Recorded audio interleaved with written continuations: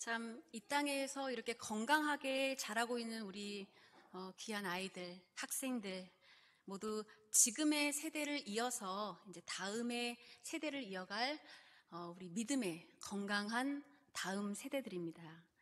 이 교회 학교는 이 믿음으로 다음의 세대를 또 말씀으로 양육하고 또 예배 공동체로 계속해서 세워나가는 아주 중요한 곳이 바로 교회 학교입니다. 이 다음 세대가 얼마나 중요한지는 제가 더 굳이 설명하지 않아도 이미 많은 서적이라든지 또 강의, 세미나 이런 교육들이 지금도 많이 있고 앞으로도 계속 있겠죠. 저도 이제 노회에서 주관하는 세미나도 듣고 또 노회 총회에서 이렇게 제시하는 공과라든지 그런 교육 방향을 보면서 참 얼마나 다음 세대를 향한 이 말씀의 교육 또 예배 공동체로 세워나가는 훈련이 얼마나 중요한지 저도 잘 알고 있습니다. 참 그 중에서 제가 그 다음 세대에 가장 제 마음에 기억나는 정의가 있습니다. 이 다음 세대는, 진짜 다음 세대는 바로 교사들이다라는 말입니다. 이 다음 세대를 가르치는 교사들, 또 다음 세대를 낳고 기르고 양육하는 부모님들, 또 그 외에 이 다음 세대들과 이 학생들과 아이들과 함께 어우러서 살아가고 있는, 그래서 영향력을 끼치고 있는 바로 지금의 우리들이 바로 다음 세대다라는 정의였습니다. 지금이야 많이 들어봐서 익숙하겠지만 제가 처음 이 표현을 들었을 때는 굉장히 저에겐 좀 충격으로 다가왔습니다. 왜냐하면 항상 우리가 초점이 교육의 방향이라든지 말씀을 전할 때 모든 초점이 학생들에게만 맞춰 있다가 내가 다음 세대다라는 그 말은 저에게 굉장히 신선한 충격이었습니다. 그래서 그 후로 제가 아이들에게 뭔가를 자꾸 전달하는 데만 급급하는 것이 아니라 먼저 내 안에서 말씀을 듣고 적용하고 감사하고 찬양하는 이런 작업들이 이루어지는 데 집중을 제가 하게 됐습니다. 그래서 내가 다음 세대다. 물론 이 귀한 아이들이 다음 세대지만 지금 내가 지금의 세대도 맞고 내가 또 다음 세대다라는 마음으로 사역을 하게 되었습니다.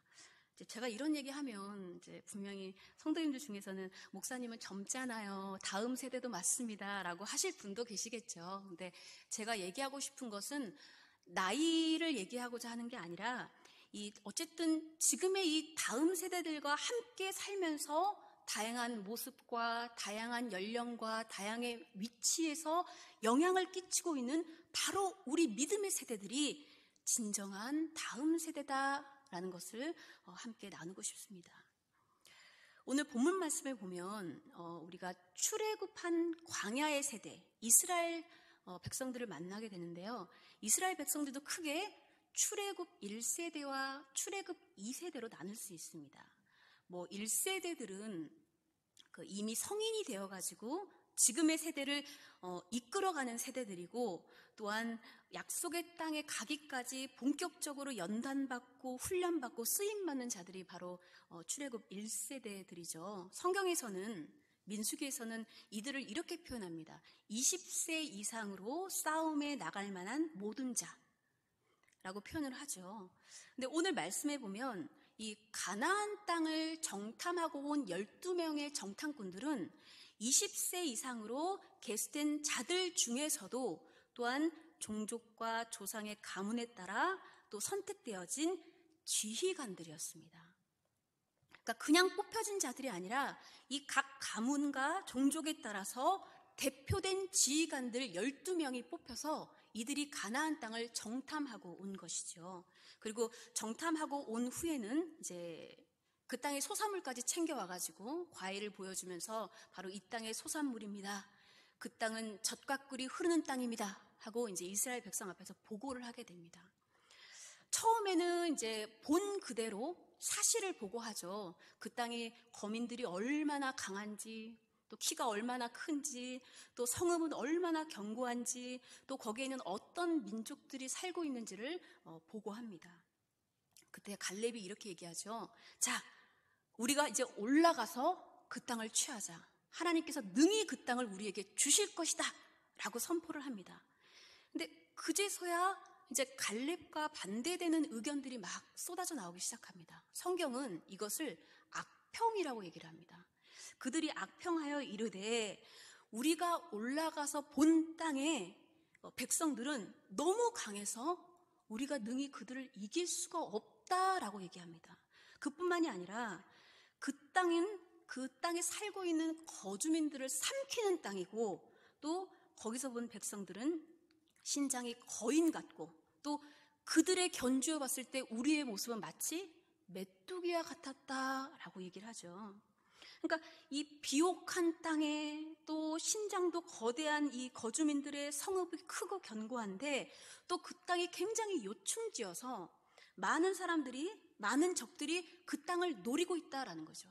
그러니까 워낙 그 땅을 노리고 있으니까 살고 있는 거주민마저도 삼키는 땅이다라는 것입니다. 그 앞에서 자기 자신을 보니까 이제 메뚜기와 같이 한없이 초라하고 연약한 존재였죠. 그때에 바로 오늘 우리가 함께 읽은 민수기 14절의 말씀처럼 갈렙과 여호수아가 옷을 찢으면서 참담한 마음으로 말을 합니다. 자, 그 아름다운 땅을 분명히 하나님께서 우리를 기뻐하시면 그 땅으로 우리를 인도하시고 그 땅을 우리에게 주실 것이니 너희는 여호와를 거역하지 말라라고 말합니다. 거역하지 말라. 무엇을 거역하지 말라라는 것일까요? 단순히 원망하고 악평하고 두려워하는 이들 앞에 거역하지 말라 하는 것일까요? 이들은 그냥 무서워하고 두려워하고 악평하는 것이 아니라 그 땅을 주시겠다는 약속 자체를 지금 불신하고 있는 것입니다.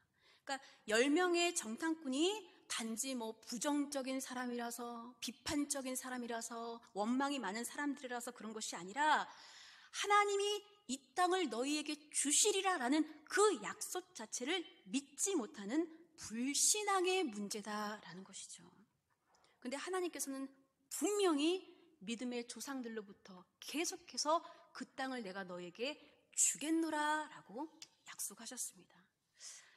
출애굽기 6장 8절의 말씀을 보면 이렇게 말씀하시죠. 내가 아브라함과 이삭과 야곱에게 주기로 맹세한 땅으로 너희를 인도하고 또 그 땅을 너희에게 주어 너희의 기업을 삼게 하리라. 나는 여호와 하나님이라 하셨다 하라라고 분명히 말씀하고 있습니다.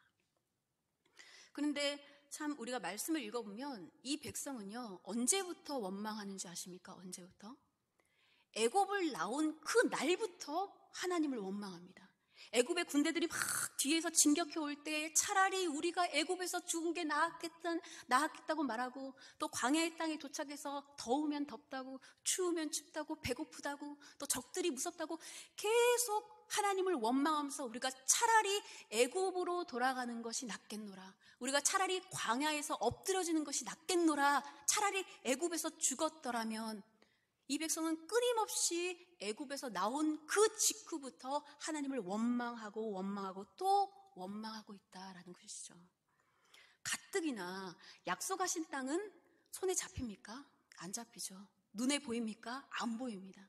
눈에도 보이지 않고 손에도 잡히지 않는 이 땅이었는데 이제서야 겨우 약속의 땅을 직접 눈으로 보고 왔는데도 여전히 믿지 않고 불만이고 원망 가득하다라는 것이죠. 그러니까 이것은 단순히 이 10명의 정탐꾼들의 부정적인 의견을 말하는 것이 아니라 이들이 하나님의 언약의 땅의 약속을 믿지 않는 불신앙의 문제였다, 믿음의 문제였다라는 것을 성경은 우리에게 말씀하고 있습니다. 그래서 이들의 그 원망과 불평이 결국은 들고 있는 돌에 옮겨져서 결국은 하나님께서 구별한 모세와 아론과 여호수아와 갈렙을 향해서 이제 던져지려고 하는 것이죠. 그때도 이제 갈렙은 담대하게 말합니다. 자, 두려워하지 말라. 그들은 우리의 먹이라. 그들의 보호자는 그들에게서 떠났고 여호와는 우리와 함께 하시니 우리가 능히 올라가서 저 땅을 취하자. 하나님께서 그 땅을 우리에게 주실 것이다 라고 말하고 있습니다. 그러나 이런 갈렙의 믿음의 이런 말에도 그들의 귀에는 들어오지 않죠. 오히려 우리가 하나님이 세우신 지휘관 말고, 모세 말고 우리가 따로 지휘관을 세워서 우리가 애굽으로 다시 돌아가자는, 하나님을 거역하고 또 거역하고 있다라는 것입니다. 그때 하나님은 이 백성을 이렇게 표현하십니다. 나를 원망하는 악한 회중이라고 말씀하십니다. 나를 원망하는 이 악한 회중이 내가 맹세해서 너희가 들어가리라 한 그 땅에 결단코 들어가지 못하리라 라고 말씀하신 거죠. 근데 이 들어가지 못하는 자가 이 10명의 정탐꾼 뿐입니까? 성경은 뭐라고 말씀하시냐면 20세 이상으로 계수된 자, 곧 나를 원망한 자 전부라고 말합니다. 누굽니까? 출애굽 1세대들입니다. 20세 이상으로 싸움에 나갈 계수된 자들 중에 하나님의 언약의 땅의 약속을 믿지 않고 원망하고 불평하는 자는 전부 그 약속의 땅에 들어가지 못하리라 라는 말씀이죠. 그래서 어떻게 됐습니까? 이 40일을 정탐하고 왔는데 40일의 하루를 1년으로 쳐서 40년 동안 이 백성이 광야에서 방황하면서 결국 1세대들은 갈렙과 여호수아를 제외하고는 전부 광야의 땅에 그들의 말처럼, 내가 차라리 광야에서 죽으리라의 그들의 말처럼 광야에 모두 엎드려 죽게 됩니다. 그 중에서 우리가 알다시피 갈렙과 여호수아는 두 발로 그 약속의 땅에 들어갈 뿐만이 아니라 하나님 말씀하신 대로 그 약속을 땅을 기업으로 받게 되죠. 그래서 우리가 이 갈렙과 여호수아를 보면서 하나님이 그 땅을 주시리라 라는 믿음이 있었을 뿐만이 아니라 더 중요한 것은 이미 그 땅을 받은 사람처럼 그들은 광야에서 살았습니다. 사실은 손에 주어지지도 발로 밟지도 않은 약속의 땅이었지만 마치 손에 쥐어진 것처럼, 마치 두 발로 땅을 밟는 것처럼 광야에서 그 땅을 취한 자처럼 살았다라는 거죠. 그런 믿음을 하나님께서 보시고 약속의 땅으로 그들을 들여 보내주셨습니다. 이 오늘의 말씀을 통해서 하나님께서는 출애굽 1세들에게 원하시는 것이 무엇인지 우리는 분명히 알게 됩니다. 그것은 애굽에서 인도하신 여호와 하나님이 반드시 이 백성을 약속의 땅으로 들어가게 하신다. 그 땅을 우리에게 주신다라는 믿음을 1세대들에게 원하셨습니다. 이 출애굽 1세대들이 그 약속을 믿을 때에 이 황량한 광야에서 찬양이 나오고 감사가 나오고 용맹함이 나오고 담대함으로 표출되게 되어 있죠. 그러면 2세대들은 1세대들의 그런 믿음의 삶을 보고 이렇게 고백합니다. 아, 하나님이 살아계시는구나. 하나님이 우리와 함께 하시는구나. 이 어린 2세대들은 1세대들의 믿음의 삶을 보고 이렇게 고백하게 된다라는 것이죠. 우리의 이 아이들이, 학생들이 우리를 보고 있습니다. 이 지금의 세대, 우리 믿음의 세대들을 보고 있습니다. 물론 우리의 뭐 행동이라든지 삶이라든지 말이 나는 것은 늘 조심하고 배워야 되니까 항상 조심해야 되겠죠. 그러나 우리도 원망할 수 있습니다. 불평할 수 있습니다. 때로는 감사가 나오지 않을 때가 있습니다. 그러나 가장 첫 번째로 이 출애굽의 백성들이 그 땅을 우리에게 주시리라라는 믿음이 필요했던 것처럼 우리도 저 천국을 우리에게 주시리라라는 믿음이 필요하다는 것이죠.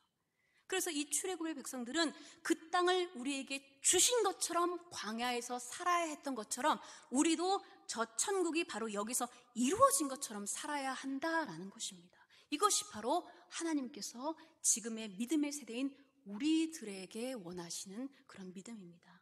그렇다면 우리가 이 악한 세대에서, 이 분별할 수 없는 미혹의 세대에서 어떻게 천국을 쟁취한 자로, 천국을 이룬 자로 살아갈 수 있느냐? 오로지 성령의 깨닫게 하시는 말씀의 통로밖에는 없다라는 것이죠. 말씀을 읽을 때에 성령께서 알게 하시고 말씀 속에서 하나님의 뜻을 성령께서 깨닫게 하실 때 그 말씀을 통해서 주시는 지혜와 기쁨과 성령의 위로와 성령의 감사가 우리를 다른 것들로부터 구별된 자로 세워 나가게 해 주십니다. 특별히 여기는 다 믿음의 가정들이시고 또 믿음으로 결단된 자들이십니다. 우리 그리스도의 가정 그리고 이 교회 학교는 이 세상과 구별되어서 말씀으로 가르치고 말씀으로 양육하고 말씀으로 예배하기로 결단한 구별된 공동체입니다. 바로 내가, 나이가 많든 적든 내가 바로 다음 세대다 라는 그런 믿음의 정체성을 가지고 결단하고 헌신하는 우리 주님의 귀한 교사들, 부모들, 또 항존 직부들, 믿음의 세대들이 되시기를 주님의 이름으로 축복드립니다. 아멘. 이 시간 우리가 잠시 담임 목사 청빙을 위한 기도를